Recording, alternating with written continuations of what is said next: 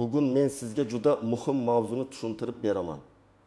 SSSR davrida ta'lim olgan pensionerlarni haqiqatan ham kutilmagan syurpriz kutishi mumkin. Gap shunchaki eski diplom yoki arxivdagi qog'oz haqida emas.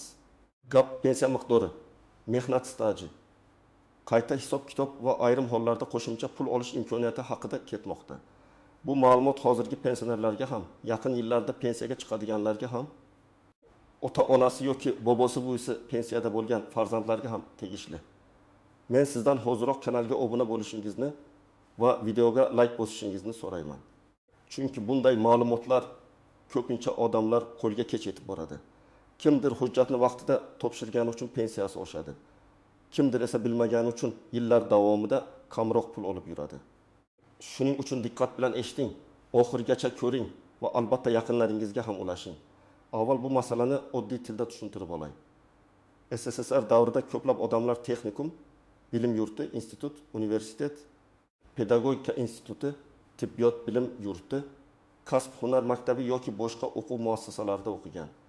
O'sha paytda ko'pchilik uchun o'qish hayotning tabiiy qismi edi. Odam maktabni tugatadi.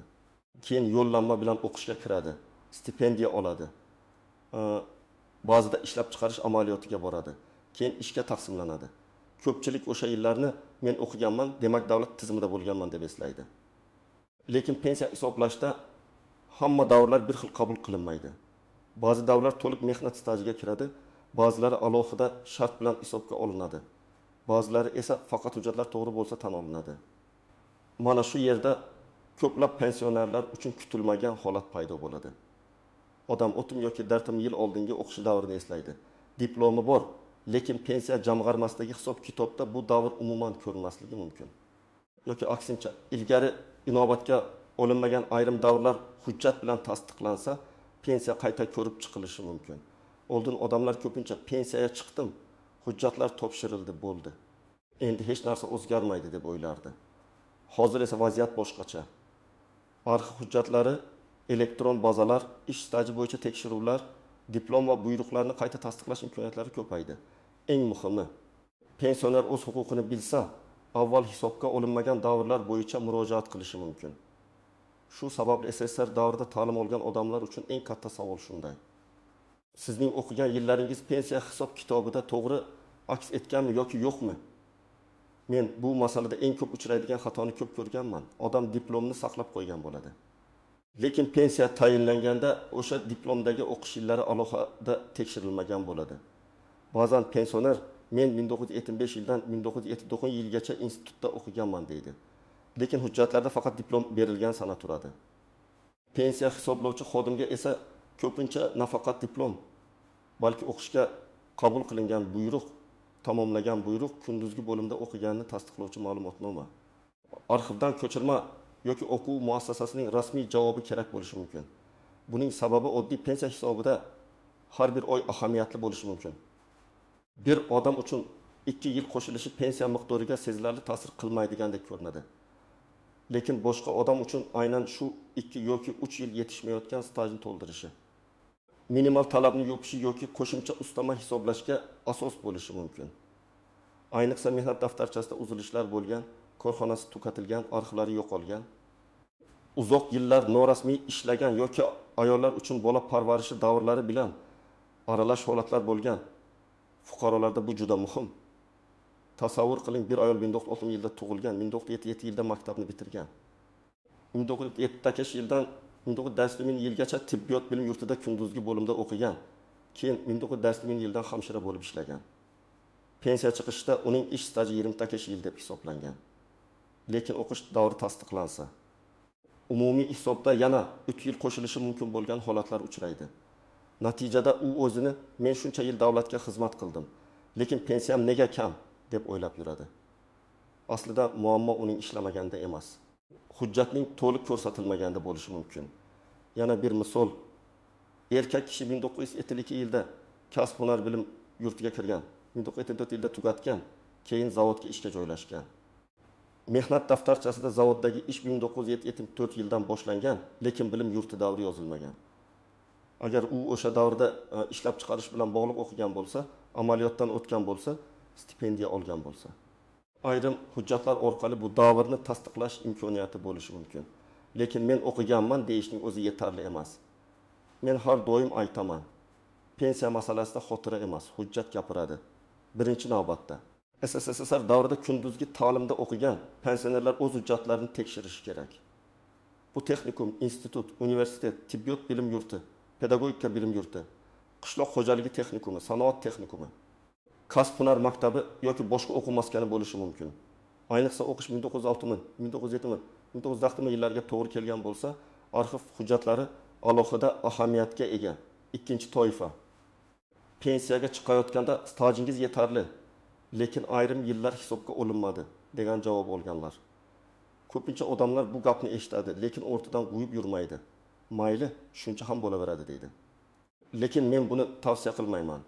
Agar sizda o'sha davrni tasdiqlovchi diplom, attestat, harbiy bilet, mehnat daftarchasi, arxiv ma'lumotnomasi yoki boshqa hujjat bo'lsa, albatta tekshirtiring. Uchinchi toifa. Mehnat daftarchasida bo'shliq bor pensionerlar. Masalan, 1906 yilda maktab tugagan, 1907 yilda ish boshlangan, oradagi 4 yil bo'sh turibdi. Aslida odam shu 4 yil institutda o'qigan bo'lishi mumkin. Agar pensiya hujjatlarida bu ko'rinmagan bo'lsa, pensioner yillar davomida kamroq hisob bilan pensiya olayotgan bo'lishi mumkin. 4-toifa boshqa respublikada o'qiganlar. SSSR davrida odamlar Toshkentdan Moskvaga, Samarqanddan Olmaotaga, Farg'onadan Frunzega, Buxorodan Leningradga o'qishga borgan. Bugun o'sha o'quv muassasasi nomi o'zgargan, arxiv boshqa joyga o'tgan yoki davlatlar alohida bo'lib ketgan. Shuning uchun hujjat topish qiyinlashgan, lekin bu imkonsiz degani emas. Ko'pincha arxivga yozma so'rov yuborish, o'quv muassasasining huquqiy vorisini topish yoki davlat arxivlari orqali izlash kerak bo'ladi. Agar siz pensiyaga chiqishda barcha hujjatlarni to'liq topshirgan bo'lsangiz, o'qish davringiz pensiya hisob kitobida aniq ko'rsatilgan bo'lsa va sizga berilgan qaror yoki ma'lumotnomada bu davrlar aks etgan bo'lsa, xavotir kamroq. Lekin shunda ham men tekshirishni maslahat beraman. Chunki ko'pchilik pensionerlar pensiya tayinlash qarorini qo'lida saqlamaydi yoki undagi raqamlarni tushunmaydi. Menga pensiya chiqdi degani, hammasi to'g'ri hisoblandi degani emas. Agar siz sirtqi yoki kechki bo'limda o'qigan bo'lsangiz va shu bilan birga ishlab yurgan bo'lsangiz, asosiy ahamiyat odatda ish stajingizga beriladi. Bunday holatda o'qish alohida qo'shilmasligi mumkin. Chunki sizning ish davringiz mehnat daftarchasida allaqachon aks etgan bo'ladi. Lekin agar ish bilan o'qish davrida uzilishlar bo'lsa, alohida tekshiruv zarur. Agar sizning pensiyangiz minimal yoki qat'iy belgilangan asosda hisoblangan bo'lsa, o'qish davrining qo'shilishi har doim ham katta o'sishga olib kelmasligi mumkin. Lekin bu ham tekshirmaslik kerak degani emas. Ba'zan kichik ko'ringan qo'shimcha oylar keyingi indeksatsiyalar, ustamalar yoki qayta hisoblashlarda ahamiyatli bo'lishi mumkin. Keling, bir nechta vaziyatni batafsil ko'rib chiqamiz. Birinchi misol. Nafisa opa 1958 yilda tug'ilgan. U 1975 yilda maktabni bitirib, 1976 yilda pedagogika bilim yurtiga kirgan, 1979 yilda tugatgan. Keyin qishloq maktabida boshlang'ich sinf o'qituvchisi bo'lib ishlagan. Pensiyaga chiqqanda uning staji 31 yil 6 oy deb hisoblangan. Lekin pensiya hujjatlarida 1976-1979 yillardagi o'qish davri ko'rsatilmagan. Nafisa opa buni tasodifan bilib qoladi. Chunki qizi hujjatlarni tekshirib, diplom nusxasini ko'radi. Arxivdan o'qishga qabul qilingan va bitirgan buyruqlar bo'yicha ma'lumotnoma olinadi. Shundan keyin u pensiya organiga qayta hisoblash bo'yicha ariza beradi. Natija har doim bir xil bo'lmaydi. Lekin bunday holatda hech bo'lmaganda rasmiy javob olish va hisob kitobni aniqlashtirish mumkin. Ikkinchi misol. Ravshan aka 1970 yilda texnikumga kirgan, 1974 yilda tamomlagan, keyin zavodda mexanik bo'lib ishlagan. Mehnat daftarchasida zavoddagi ish 1984 yil sentyabrdan boshlangan.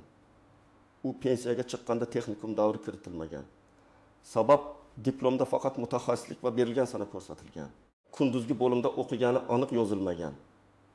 Ravshan aka diplom bor-ku deb o'ylagan. Lekin pensiya uchun ba'zan o'qish shakli ham muhim bo'ladi. U texnikum arxividan 1980 yil 1 sentyabrda kunduzgi bo'limga qabul qilingan. 1984 yil Utin uyida tugatgan degan.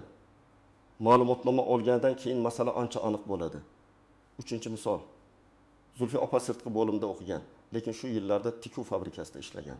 U o'qish davrini alohida stajga qo'shishni so'raydi. Tekshiruvda ma'lum bo'ladiki, o'sha yillar mehnat daftarchasida ish sifatida allaqachon hisobga olingan. Bunday holatda bir davr 2 marta qo'shilmaydi. Mana shu juda muhim noziklik. Odam men ham ishlaganman, ham o'qiganman, demak 2 barobar staj bo'ladi deb o'ylashi mumkin. Yo'q, pensiya hisobida odatda bir vaqt oralig'i 2 marta staj sifatida qo'shilmaydi. 4-misol. Bahrom aka harbiy xizmatdan keyin 1907-yilda institutga kirgan. 1909-yilda bitirgan, keyin korxonaga ishga kirgan. Uning harbiy xizmati hujjat bilan tasdiqlangan. O'qish davri esa yo'q. Pensiya hisobida faqat harbiy xizmat va ish davri olingan. Agar institut hujjatlari topilsa, umumiy staj qayta ko'rilishi mumkin. Lekin agar institut arxivi yo'qolgan bo'lsa, boshqa dalillar kerak bo'ladi. Diplom ilovasi, guruh ro'yxati, buyruq nusxasi, o'sha davrda berilgan yo'llanma, hatto arxivdan olingan bilvosita ma'lumotlar ham yordam berishi mumkin. Endi eng muhim joyiga keldik. Hamma o'qish davri avtomatik tarzda pensiyaga qo'shiladi deb o'ylamang. Bu katta xato. Har bir holatda o'qish turi, o'qish shakli, davr hujjat, amaldagi qonunchilik va pensiya tayinlangan paytdagi tartiblar ahamiyatli bo'ladi. Masalan, kunduzgi ta'lim bilan sirtqi ta'lim bir xil baholanmasligi mumkin. Kunduzgi ta'limda odam odatda doimiy ishda ishlamagan, davlat tasarrufidagi o'quv jarayonida bo'lgan. Sirtqi ta'limda esa odam ko'pincha ishlab yurgan. Agar u ishlagan bo'lsa, uning staji ish joyi orqali hisoblangan bo'ladi. Shuning uchun sirtqi ta'limni alohida qo'shish talabi har doim ham natija bermaydi. Yana bir nozik masala, diplomning o'zi yetarlimi? Ko'plar diplom muhim hujjat, lekin u barcha savollarga javob bermaydi. Diplomda qaysi sanadan qaysi sanagacha o'qigani, bo'lim turi, akademik ta'til bo'lgan bo'lmagani, o'qishdan chetlatilib keyin tiklanganmi, boshqa o'quv muassasasiga ko'chganmi? Bularning hammasi ko'rsatilmasligi mumkin. Pensiya hisobida esa aniq sana kerak. Bir oy ham farq qilishi mumkin. Akademik ta'til ham alohida masala. Masalan, talaba 1979 yilda o'qishga kirgan, 1994 yilda diplom olgan, lekin 1992 yillarda akademik ta'tilda bo'lgan. Agar arxiv ma'lumotnomasida bu ko'rsatilsa, butun davr avtomatik qo'shilmasligi mumkin. Xuddi shunday o'qishdan chetlatilgan, keyin qayta tiklangan bo'lsa, faqat haqiqiy o'qigan davrlar ko'rib chiqiladi. Yana bir tuzoq. O'quv muassasasining nomi o'zgargan bo'lishi mumkin. Masalan, oldin Toshkent Politexnika instituti bo'lgan joy keyinchalik universitetga aylangan. Oldin meditsina uchilishi deb atalgan maskan bugun kollej yoki texnikum arxiviga o'tgan bo'lishi mumkin. Pensioner eski nom bilan izlaydi, topolmaydi va hujjat yo'q ekan deb taslim bo'ladi. Aslida hujjat boshqa arxivda yotgan bo'lishi mumkin. Hujjatlardagi ism sharif farqi ham muammo keltiradi. Ayniqsa ayollarda familiya o'zgargan bo'ladi. Diplom qizlik familiyasida, pasport hozirgi familiyada. Nikoh guvohnomasi esa yo'qolgan. Bunday holatda pensiya organi bu diplom sizniki ekanini tasdiqlang deyishi mumkin. Shuning uchun nikoh guvohnomasi familiya o'zgargani haqidagi hujjat, tug'ilganlik guvohnomasi. Eski pasport nusxalari juda muhim. Yana bir noaniq masala boshqa davlat hududidagi arxivlar. Agar siz Qozog'iston, Rossiya, Qirg'iziston, Tojikiston, Ukraina yoki boshqa sobiq ittifoq respublikasida o'qigan bo'lsangiz, hujjat olish ko'proq vaqt olishi mumkin. Ba'zan so'rovga javob bir oyda keladi. Ba'zan 3-4 oy kutishga to'g'ri keladi. Lekin bu jarayonni boshlamasangiz hech qachon natija bo'lmaydi. Endi men sizga aniq nima qilish kerakligini bosqichma-bosqich aytaman.